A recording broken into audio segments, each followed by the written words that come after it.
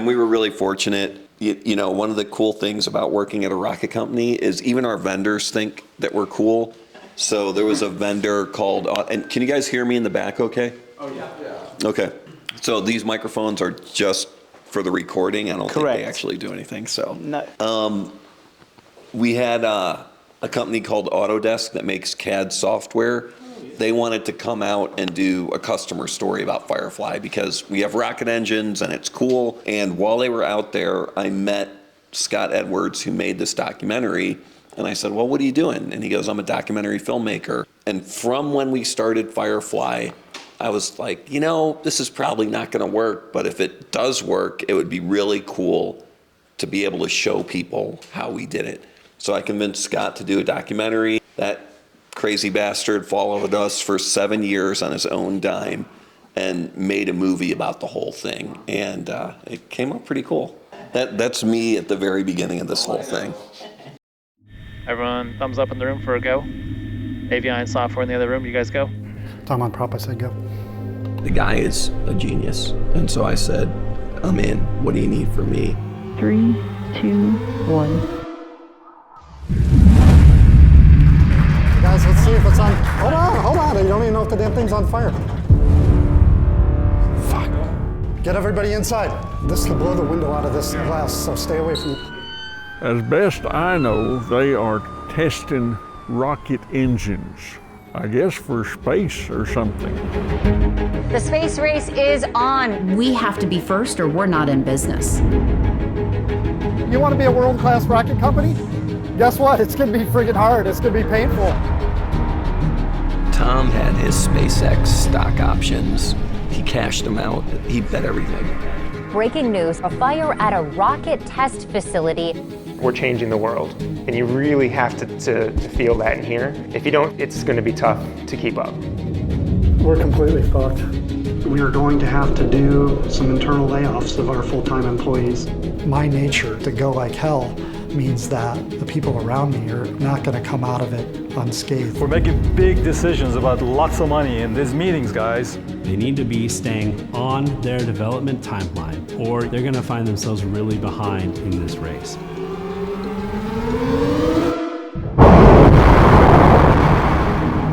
You know, you may think that you're not good enough to do this, but you are. He is a man who has vision. We have the best rockets, so when we get to space, we're just going to dominate. Go watch the whole thing, become famous, then rich, and then move on from there.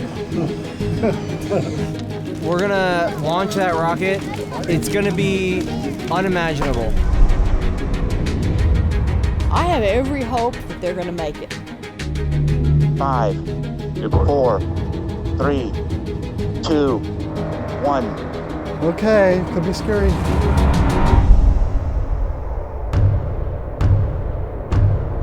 When we started this, we've said, let's just go like hell, damn the consequences. I want to be successful fast or I want to fail fast. And in that process, as you saw, we actually went bankrupt. We shut down, we started back up again.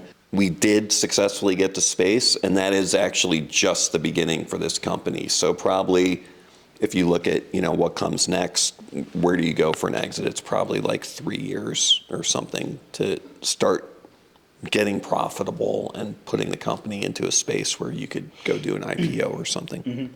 And to me, it's just amazing to have such a long-term vision on a project like this. So the other problem we're going to have tonight is this is such a fascinating subject. We're going to kind of try and squeeze in what needs to be a 4-hour long discussion into like 20, 30 minutes. So that's what we're going to try and attempt to do. So I would like to start off us in this one place, which is that beginning stage, that tumultuous stage of the company. Why the heck did you get involved in this?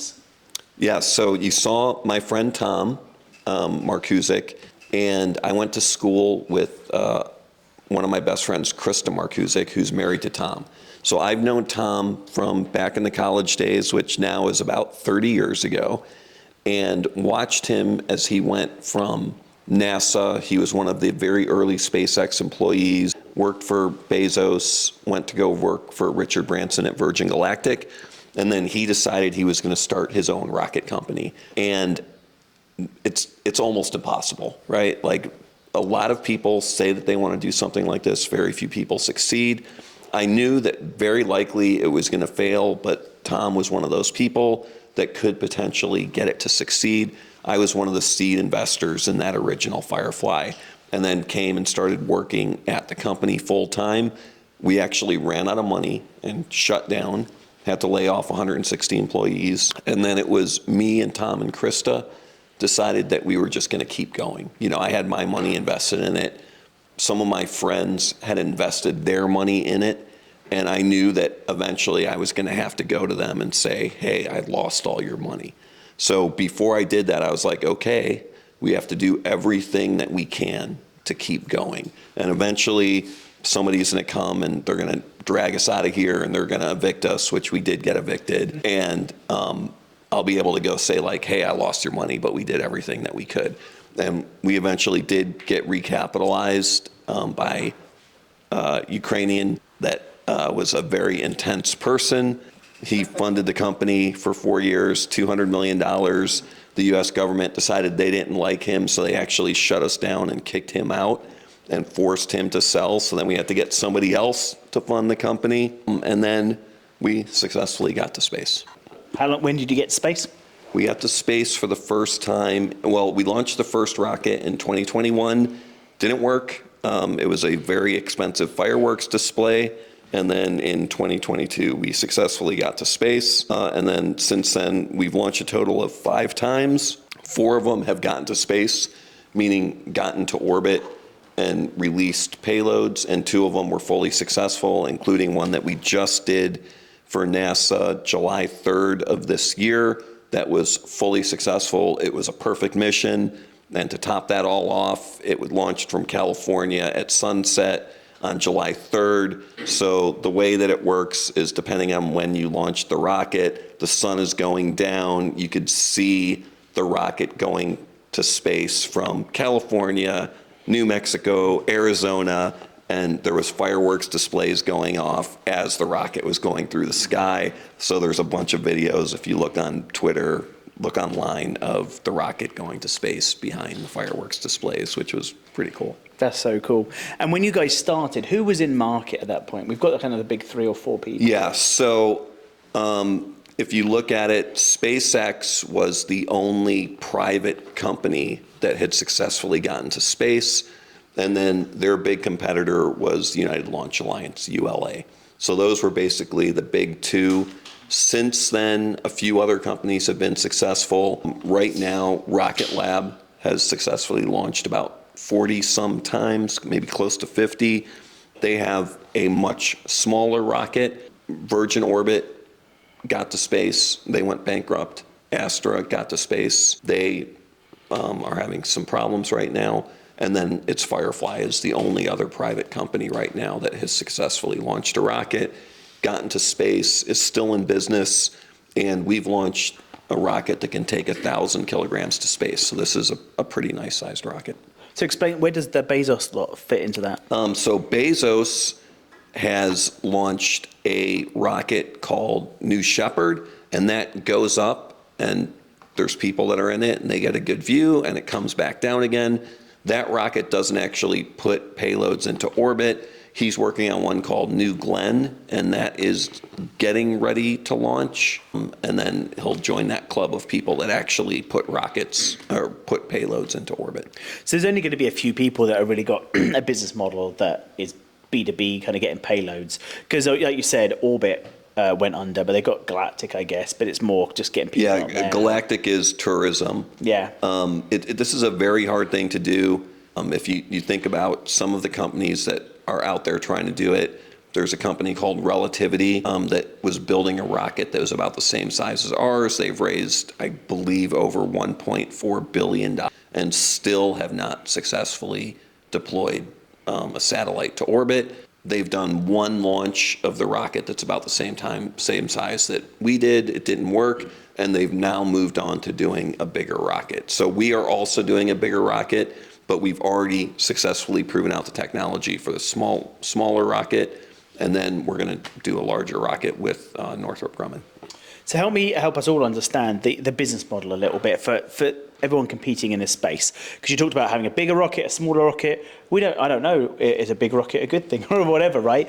From what I understand with SpaceX, some of it was like making it more frequent and making it more reusable. So just to unpack that a little bit about the business model, the reusability, and like where you guys are going versus other people. Like we said, Richard did the tourism, and with Orbit, God rest its soul, was more about getting satellites up there cheaper, and they were just using aeroplanes and then boosting it. So just help me understand the business market, market.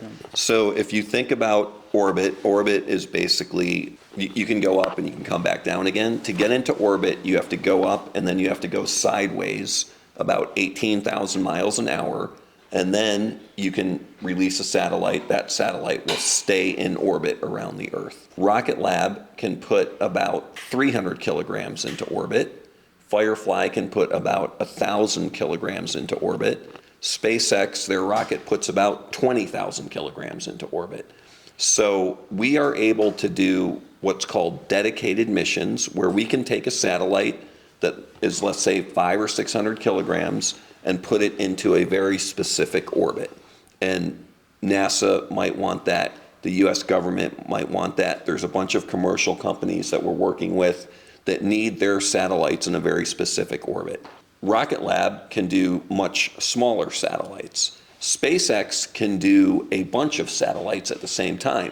For instance, Starlink, they can go and they can deploy maybe 30 Starlink satellites on a launch. And now they have gotten to the point where I think today or yesterday or tomorrow, they're going to set their record for the number of launches that they've done in a year. And a lot of their satellites that they launch are their own Starlight constellation. So about maybe 2/3 of their launches, they're deploying their own satellite constellation, and they now have about 4 million subscribers. So we're not going after the same market that SpaceX is going at, and now they're going to do Starship. And Elon's goal is Mars. So everything is getting bigger and bigger. We've done our small rocket. We're going to do our medium-sized rocket, which will be about 16,000 kilograms to orbit. And then we'll be able to do constellation deployments that you don't need a full-size Falcon 9 to do, right? And we are also doing a lunar lander. We have contracts with NASA to go to the moon for these small lunar landers, and we'll be able to launch our own lunar lander. So we will be one of the few companies in the world that can launch a rocket, deploy a lunar lander, have that lunar lander land on the moon. So, and I'm jumping ahead a little bit, but this is the very exciting thing that we're about to do is we have a lunar lander called Blue Ghost. We're part of a contract with NASA called Commercial Lunar Payload Services, CLPS. It's a $2.6 billion 10-year program to start doing the experimentation and infrastructure development for long-term habitation on the moon. And we've won about $250 million worth of missions from NASA to start deploying payloads to the surface of the moon. And that's kind of a big deal, because when was the last time we went to the moon? The last fully successful US lunar mission was during the Apollo days. So there's been 2 attempts through this CLPS program. The first one had a problem as they were leaving Earth orbit, didn't make it. The second one landed on the moon and then fell over. So Firefly is going to get the opportunity to go next, and we may be the first successful US lunar landing since the Apollo days. And if we stick the landing, we will be the first commercial successful lunar landing ever. So it's a big deal. Like, we're excited about it. And so, if you look at it from, we went bankrupt, we shut down in 2016, we went bankrupt in 2017, and now we are going to attempt to land on the moon in 2025. Not a big deal at all. Not a Yeah, big deal at all. And so that makes me think about who you are and why you're doing this still. And when I was looking around the website, there was a lot of talk about ethics and stuff like that as well. So talk to us a bit about your background and why you were so tenacious to be involved as a co-founder and the ethics that leads to today. Yeah, so that's not too big a question. In order to do this, especially like when I got involved with it, and how do you keep going? Like for me, like I have followed a spiritual path in my life. Like how do you understand your place in the universe? How do you understand your path through life?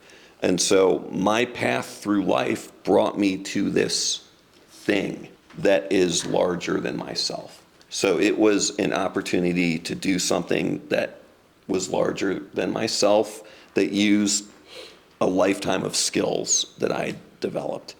And then when it went bankrupt, I have the ability to, and I don't know if I could still do it, but at that time, I had the ability to just ignore everything that was going on and just drive to a goal when everybody else said that it was impossible. And so that was what I sort of brought to the equation, and the ability to go out and just meet people and create connections. And we didn't know it at the time, but I brought that ability to go out and raise a substantial amount of money to actually make this dream a reality. And I also, when we went bankrupt, looked around and I saw that it was Elon and Jeff were the people that potentially were going to be successful. And to me, I was like looking at it and I was like, we actually have a good idea, and we had some really smart people that were working on it, and we might actually get this to work.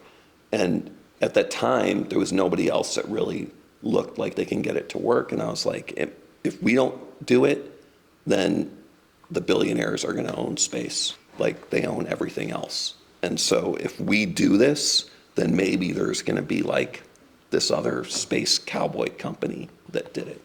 So, I mean, this was so incredibly hard and so incredibly traumatic that you need these like things that allow you to overcome, like every day.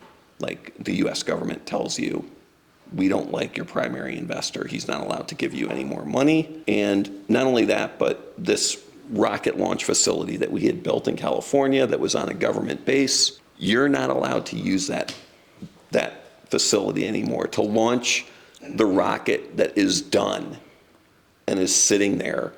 And you are not going to be able to get any more money until you launch that rocket and, go find someone to buy the company that's now worth $1 billion.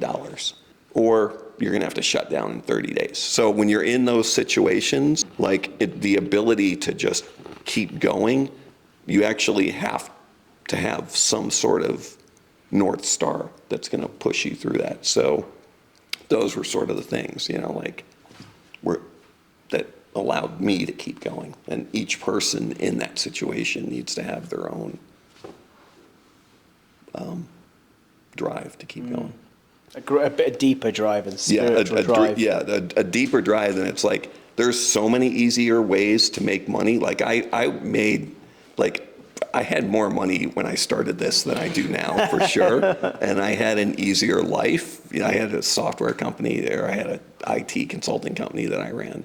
But the next moon mission that we're going to do a mission to land a radio telescope on the far side of the moon, where it is electromagnetically shielded from the radiation that's being generated from Earth, all of the EMI, the electromagnetic radiation that these lights, the TVs, the Starlinks. That radio telescope will be able to look out into the origins of the universe and potentially measure things that happened 200 or 300 million years after the Big Bang. So when I sit there and I think about it, I'm like, oh, this thing that we started in this field in Texas maybe is going to discover something about the origins of the universe that humanity has never known before. So, So maybe that Porsche can wait. Yeah, maybe the Porsche can wait. Yeah. And at the same time, I live in an apartment by the Domain, but I get to go. The Domain's nice though. Yeah, it is nice. But now I'm gonna fly to Milan this week, and I'm gonna go sit and talk about, the future of AI in space with the Associate Administrator of NASA. Why am I doing that? It's because we decided not to give up when everybody said that you guys should just give up and go home. So I take it an intern from the government doesn't call you and say you can't work with that people. So who are you dealing with, what you can say? Because obviously we have to play nice with these people because they're the ones that are going to give us, I say us in this, the royal we, to the British people in the room. But like you have to play nice with the government, with the American government. So what I'm going to get to in a bit is about how you've distributed your operation globally. But start there. How you're playing nice with the American government. And I asked you in our pre-interview whether you're using CBIRS or AFWERX, and the answer was no. So just kind of unpack that a little bit. So Max Polyakov, who was the Ukrainian, is a very colorful character, and you can go look him up online. So Max was the only person, when we ran out of money, that showed up that said like, hey, I'd like to give you guys some money. So we were like, okay, and looked him up online, and it was like, interesting guy. So we called up the FBI and we're like, hey, what as about... you do, by the way. What's that? You called the FBI up. Yeah. I don't have the recent number. Maybe you can get me that. So because we build rockets, and rockets, if you sort of take one step back, it's actually a missile. It's an ICBM that is more like our ICBM that we've built is at a higher technological level than a country like North Korea, right?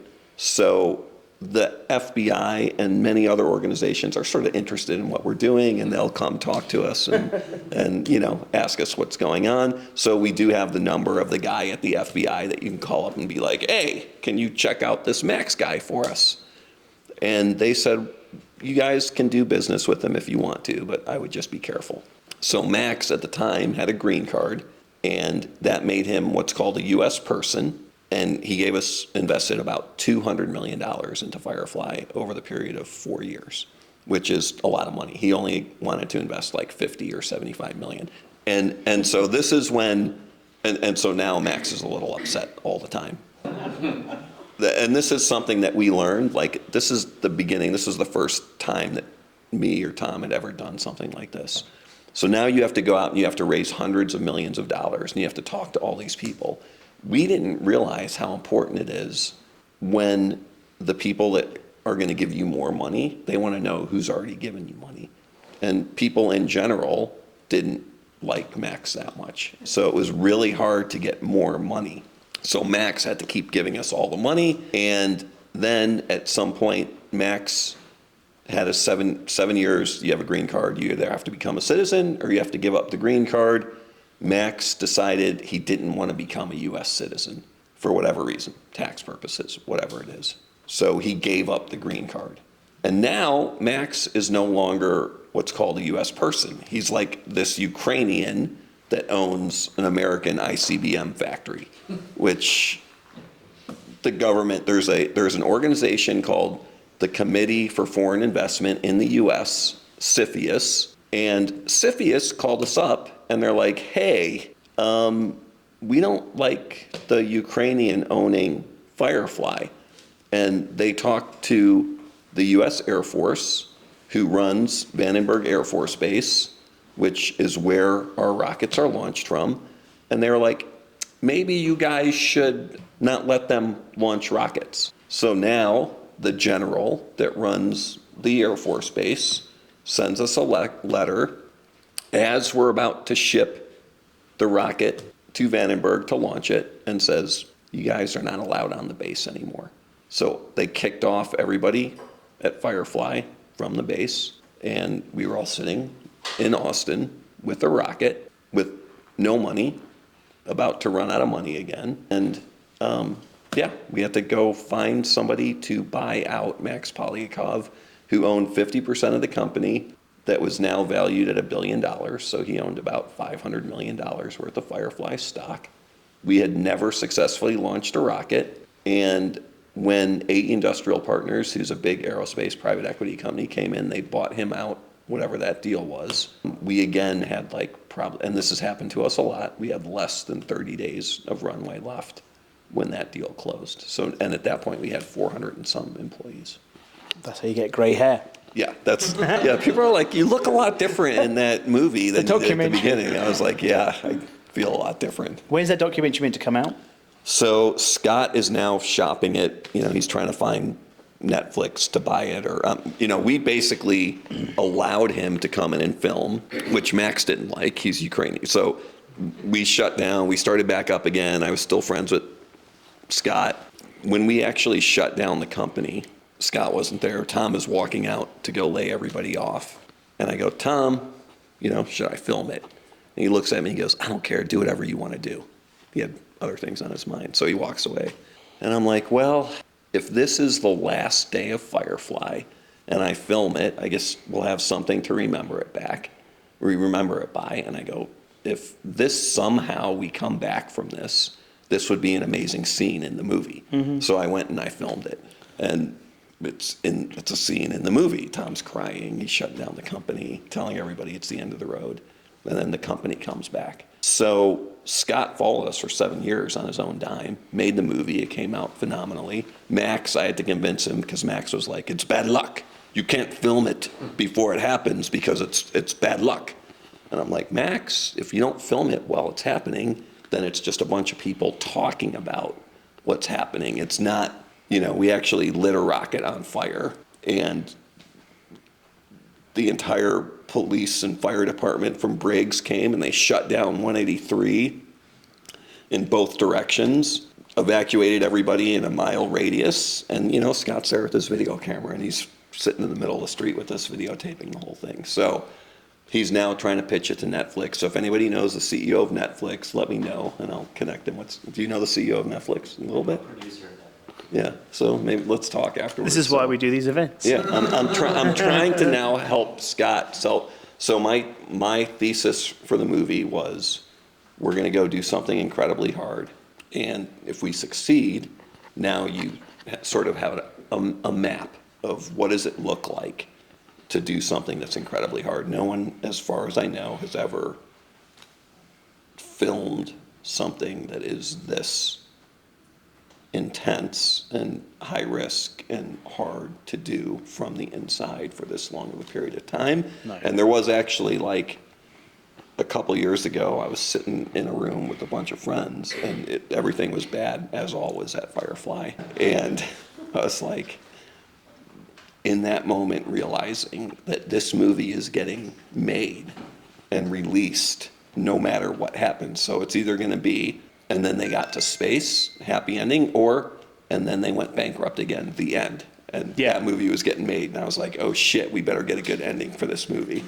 Yeah, the Theranos one, she went to prison in the end. Yeah, I mean, yeah. So we won't have that one. There was when we were watching the Fire Festival documentary, I was watching it with Tom and Krista, and we were like, oh, this could have been us. When is your lunar launch? So the lunar lander right now is at JPL. They're letting us borrow their testing facility, so it's getting tested. And it will be shipped back here, and then we're working with, we're going to launch it on SpaceX, so we're working with them on the date. But if everything goes well with the testing and we do everything okay, it will launch before the end of the year, and then it takes about 45 days to do its loops around the Earth and pick up some speed and get checked out, and then we'll land, end of January, middle of February, depending on when we launch. So I'm going to open it up to questions in a minute. I want to hand you the mic so we can hear everything. So I've got one more question. I'm going to be selfish because I've got the mic right now. And I just want to ask about that distribution of like other locations other than the US to launch from. Tell us about that. Yeah, so right now we launch from California. We're working on a launch site in Wallops flight facility. And we also have a deal to launch from Sweden. So there's a couple reasons for that. One is the European countries right now do not have their own sovereign launch. So there is no vertical launch facility in all of Europe. So everybody wants to have their own sovereign launch facility. It's a big deal. We have a deal with Sweden to do it. And it's also an imperative just in general from a security perspective to have launch sites that are spread out over the world. If, for whatever reason, an adversary decides that they want to take out US-based launch sites, having another launch site still allows you to launch a satellite. Something, if you guys look it up, we did a mission called Victus Nox for the US Space Force last year. It was a responsive space launch. So we basically had a rocket ready to go, And they gave us a call, and within 24 hours, we encapsulated the payload, which is put it in the launch segment, attached that to the rocket, went vertical, fueled the rocket. We're ready to launch in less than 24 hours, and then launched within 27 hours at the first available window. And that beat the previous record of 21 days. So we went from 21 days to 24 hours. Amazing. No one thought that that was possible to do. And basically the purpose for that is somebody takes out one of your satellites that deprives you of the capability of that satellite. We proved that within 24 hours, we could launch a new satellite to replace it. So that is a deterrent from other countries using anti-satellite weapons to destroy our satellites. So like the 4-star general that was running this program, before we did this launch, he came, General Gutlein, came to Firefly, sat us down in the room, and he goes, "This is my program. I created this. I need you guys to be successful." And he left. And mic drop. Yeah. We're like, okay, no pressure. So we did it. It was successful. And then we got a call from him like a couple months ago, and he's like, "Hey, I'm in Austin. I want to come talk to you guys." And we're like, now this guy he was a 3-star at the time, and now he's a 4-star. And he's the, vice administrator of the Space Force. We were like, "Oh, what does he want to come for?" And they're like, "He's just going to be there." We're like, okay. So he shows up, and he's like, "Get everybody together." And so we got everybody together, and he got in front of all the employees that are out at the rocket factory that we have, and he goes, "I just wanted to come over here, and I wanted to thank you guys. You guys demonstrated a capability for the United States of America that we have never had before, and I just wanted to come here, and I wanted to say thank you." And I was like, oh, wow. I mean, that's class act. No, I agree. That's amazing. That got me that one. Yeah, it's good to see what Space Force are up to a little bit. We kind of, because it's a little bit secretive about what they're up to, so you're really helping with that defense. That's amazing. Yep. Right, so we're going to open up to questions. I'm sure we've got loads of really, really good questions. I'm going to give up my mic and pass it around. Like I said, it doesn't amplify anything, so please project your voice so the whole room can hear it, but it's helpful for the camera to pick it up. So who's first? Well, you're a bit closer, so you can have it, just by proximity. I have the advantage here, yes. So, two-part question. As a former engineer, this stuff's right up my alley, and I was really, let's just use the term, digging it. But are the margins of doing smaller payloads linear compared to doing larger payloads? And is there any IP that is specific to smaller payloads that you guys can protect to prevent some of the larger ones from just shifting focus? So I'll try and answer that. So there's SpaceX does this thing called Transporter, where they launch 100 of these smaller payloads at one time, which is great because it's very inexpensive. One of those payloads might have security requirements where people aren't even allowed to see that satellite. So now you can't really have that in a launch with 100 other satellites. So we could do that because, people that are working on it have to have top secret clearances to be able to see it. So we could do that from Firefly, right? Now, some of the very small payloads are not like Planet does 3U CubeSats. They're about this big, and they can map the Earth. They could take photos of the entire Earth every day. A satellite that can really get good resolution has to be a little bit bigger. So now maybe those satellites are a couple 100 kilograms, and maybe we could launch 4 of those at the same time, and that's valuable to a company that's doing that.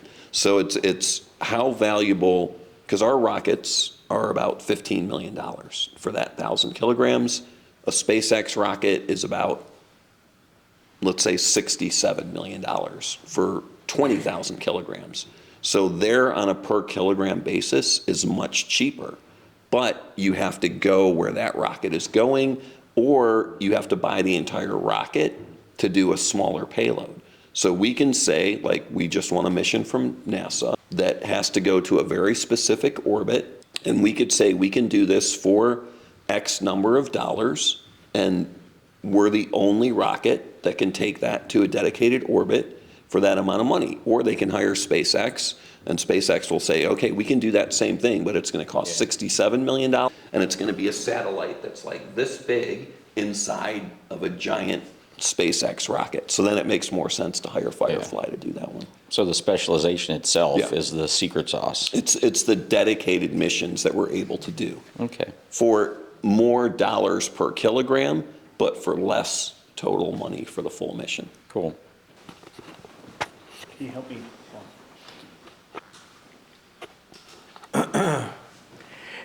We were talking earlier, Eric, and listening to you now. Just want to say, I think everybody in the room can agree that that part that you were talking about in the interview with like the North Star and like just keep going and driving forward.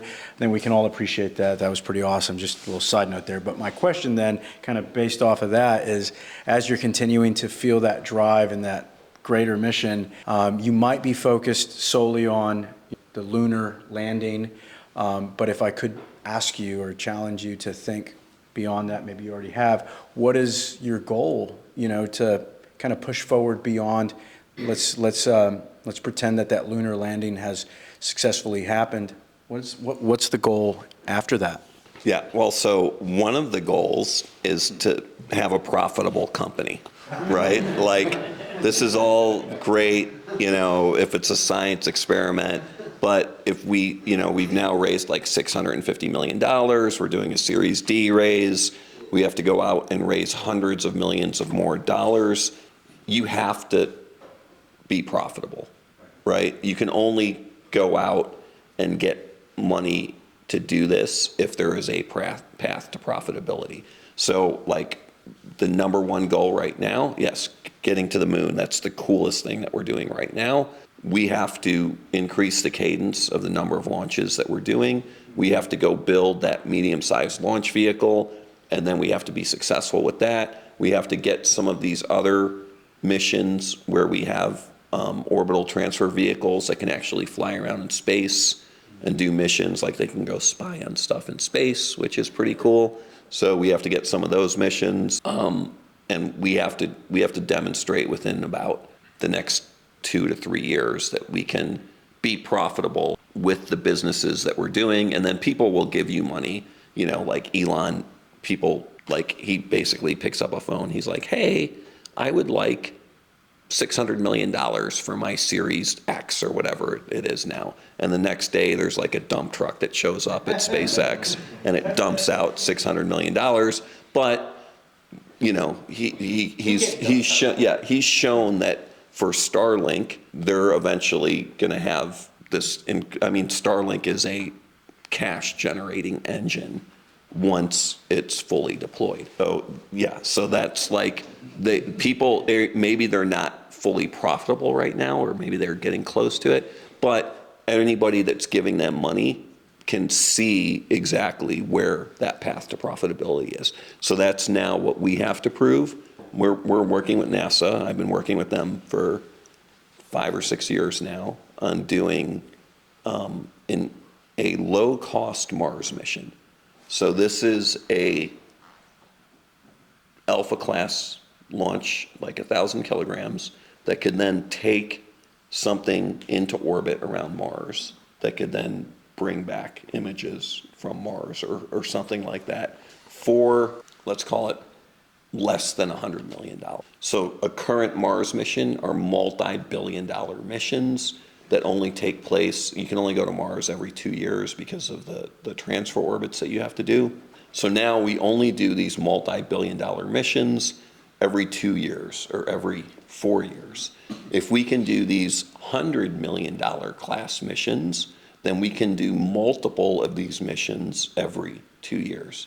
Right? So you have multiple shots on goal to do these successful missions. So, I've been working with these guys for multiple years now to just start this program that can potentially get funded, and then maybe Firefly can do the first ever commercial Mars mission, which I think would be pretty cool. Yeah, only Elon has the right number. Eric, first of all, I'd like to thank you for sharing your story with us. You've proven that space is hard. And I don't know if there are any space programs that have come on schedule and on budget. I think most of them have overshot that. So really, congratulations to you and your team. I wanted to pick up on the market segmenting from heavy launch lift to dedicated rides. Correct me if I'm wrong, but I think 70% of the demand requirements today are really the large LEO programs, which leaves the remaining 30% for the small to medium-sized launch players. Now, the key procuring entity is really the US government, primarily. Is that enough of a market for the light and medium players to sustain and scale? Yes, so I would say that we want to have like a 50-50 mix in between US government and commercial. There are a bunch of commercial constellations. If you look at Planet, if you look at Spire, if there's a bunch of these constellations, Capella, that hopefully are going to have unique orbits, because that's what they need to do in order to do the correct imaging that they want to do.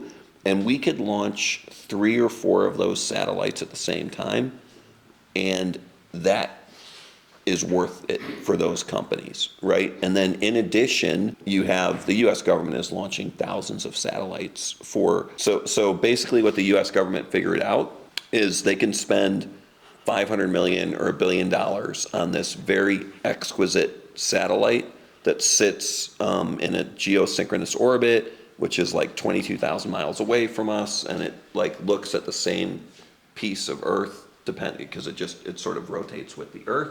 Or you can put many hundreds of satellites in low Earth orbit, and they all are going really fast around, and you need to have a bunch of those to be able to map the Earth or to do that mission. But with that very big, juicy target, is what they call it, the exquisite, one ASAT, one anti-satellite missile, could take out that $1 billion satellite that is irreplaceable. It takes 5 years or 10 years to get the next one. Or you launch hundreds or thousands of these small satellites in low Earth orbit or medium Earth orbit, that if you take out one of those satellites, it doesn't matter, because that network of satellites has a lot of redundancy. So in order to do that, the US government is launching thousands of these satellites for these constellations, and they want multiple multiple launch vehicles, multiple companies. You don't ever want to have to depend on one launch company. I mean, that's an imperative for the government. You have to have more than one launch vehicle that can do these missions, because if there's an anomaly, that company has to figure out what the anomaly is. They're now grounded. They can't launch. So you need to have multiple launch vehicles. So we think that there's a market, and there's not a market for 100 launch companies. We think that there's a market for 3 or 4 or 5. And we think that we will be one of it's going to be SpaceX, ULA. They're now trying to sell ULA. Probably Blue Origin will be successful. That's Jeff Bezos' company. Rocket Lab is doing the small launch things. They're also trying to do a bigger rocket. It's a race. There's no guarantee that any of us is going to get there. And then, Firefly. And I don't know how many of the other companies are going to be successful. So it's a race. I mean, this is very competitive. And can I ask you just a follow-up on that? Do you see any supply coming online from countries, say, outside Europe, like India through ISRO, or some of the Asian providers like South Korea and Japan? So China has a bunch of their own rockets that they're building, and they're successfully doing it. U.S. companies aren't allowed to use Chinese rockets. They don't want to. India has their rocket programs. They're trying to commercialize it, but they do most of their own government launches. Japan has a program, super expensive, not competitive price-wise. And Europe has their ESA systems also. They're trying to compete. Arianespace is trying to compete. Every country wants their own launch capability, because you never want to have to be dependent on another country to launch your defense satellites. So, even, for instance, Japan, they're not competitive price-wise. They are never not going to have their own launch vehicles because they want to be able to launch their own satellites, right? Because if let's say the US is the only country in the world that can launch satellites, that's not good. People would rather lose a lot of money and have that capability than trust that the US is going to allow them to launch their satellites. So it's a distributed market. Really, the money is being able to launch these commercial constellations. Like even though Amazon has their Kuiper constellation they want to launch, and even though Jeff Bezos has his own rocket company, he's also bought capacity from ULA and from Arianespace and basically sucked up a bunch of that capacity because he has to launch so many satellites that he can't do it all himself. Does Firefly have plans to build their own launch facility? That way you no longer have to... So we're working with the guys in Sweden, but we're not ever going to build, I don't think, our own launch facility. Hopefully the U.S. government now likes us ever since, Max left. So we're now buddies with them. Like General Gutlein, came to visit us multiple times. I wouldn't say he's my buddy, but, he at least likes me. We successfully did the program that nobody thought that could ever be done. So we will build launch facilities on other people's property. I don't know that we're going to build our own, but maybe. I don't know. Probably a couple more questions. Okay. Forgive my ignorance if this is just way out of my industry. But my question for you is, when you had to put together the launch plan within, you said it was a 27-hour response time. How much planning went into that prior? It was more so my curiosity. Yeah, a huge amount, right? So what does that look like? This was our first Space Force launch. So we knew, and we were competing against Virgin Orbit and Rocket Lab and a couple other companies for this launch. And we knew, and this was one of the things that I did the pricing for this one, because we knew that the U.S. government had $25 million in their budget for this launch. And everybody else knew that there was a $25 million budget. And all of these companies, this was basically for the smaller rockets, like SpaceX was not competing for this one, knew that 25 million was there. So when we did the pricing, I was like, I know that those guys are all going to go for the full 25 million. This is a critical launch for us. So we underbid everybody and we won the launch, but we won the launch where we're not making, as much money as we probably should have. But we now have this launch, this first ever truly responsive space launch. We had to have our guys out there. Everybody's on, you're eventually going to be on call for 24 hours a day. There's a facility that you have to have, payload processing facility, that you actually have the satellite stored in, that you put it into the payload fairing, that you encapsulate it. We had to go build our own facility for that, right? And we did it in 4 months, which was incredible. And the Space Force actually gave us a little bit of extra money so that we had our own facility. And then we had to practice over and over and over again how to do this. I think in the proposal, there was 2 practices. We did way more than 2 practices. And we paid for all of that ourselves, right? But we had to build new equipment to be able, typically you encapsulate into the payload fairing, which is that top part of the rocket, and you put that onto the rocket, and then you take the rocket to the launch pad.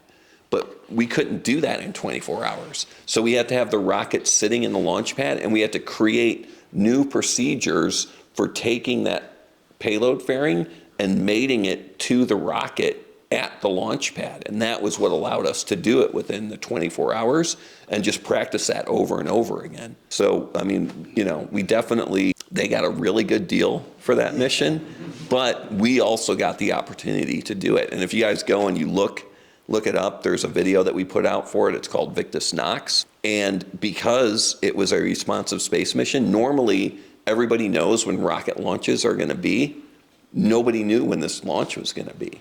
So like all of a sudden, and again, it was one of these sunset launches, all of a sudden, when nobody knew there was going to be a launch, there's a rocket getting launched.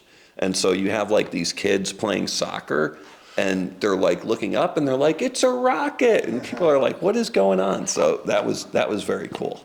Thank you. Yeah. Is that our last one? One more question from Don. Yeah, okay, then. Thank you. You mentioned earlier your goal of profitability, how Cadence would help with that. What's your limit? What's limiting your Cadence now? Is it customers or your manufacturing, or and also is reusability important for you? Yeah, so reusability first. For the small rocket, which is called Alpha, it takes 1,000 kilograms to orbit. To reuse a rocket, there's different ways of doing it, but the way SpaceX does it is they fly it back and they land it. It takes fuel to do that. With the smaller rocket, you use all of the fuel to get to space, so you can't reuse it. With the next rocket we're building, the medium launch vehicle, we'll have enough fuel to come back and land it. So we will start reusing those, not immediately, but we're building it for reuse. And I'm sorry, what was the first part of the question? Oh, and then just what's your limit to? Yeah, so now we learned how to build this rocket, and at the beginning it's like this science experiment that you're not really sure if it's going to work. So each rocket is an individual work of art, but we knew that we were going to have to build Cadence, so we actually built a rocket factory, and now it's like, okay, you know how to do it, but now you have to do it over and over again. You have to test it over and over again. So you have to increase your testing capability. So now that, I mean, it's hard. Like, rocket science is super hard, and building rockets and getting it to be successful is very hard. So now next year is the year that we have to, like, okay, we have the plans to build the rocket. We know how to do it. We have the rocket factory. Now we have to start building more of them. And so this will be this next year. 2025 is going to be the year that, you know, we want to launch 5 times next year. Great, thank you. I want to thank you. I think we're all really proud to have you here, proud to have you in Austin. It's been a great interview. So thank you so much. Yeah, thank you for having me here. Thank you all. All right, guys, that was awesome. Thank you, Eric. Real quick, so next week we have Shay Sagapur, and Shay was actually like, when you guys were watching that video, and there was a guy that was like, we're making big decisions with a lot of money in this room. That was a guy named Shay Sagapur. He was our CTO at the original Firefly before we went bankrupt, and he's now the CEO of Cesium Astro, and he's a fantastic guy. He's actually the guy that, like, when I came in and I was the IT director, I would sit in Shay's technical directors meetings and listen to him drill people on what was going on with the rocket, and that's actually how I learned a lot about it. Well, hopefully you can make it. Yeah. So come say hi. Yeah, I'm actually going to be in Milan for the conference. But sorry, it's hard. I know.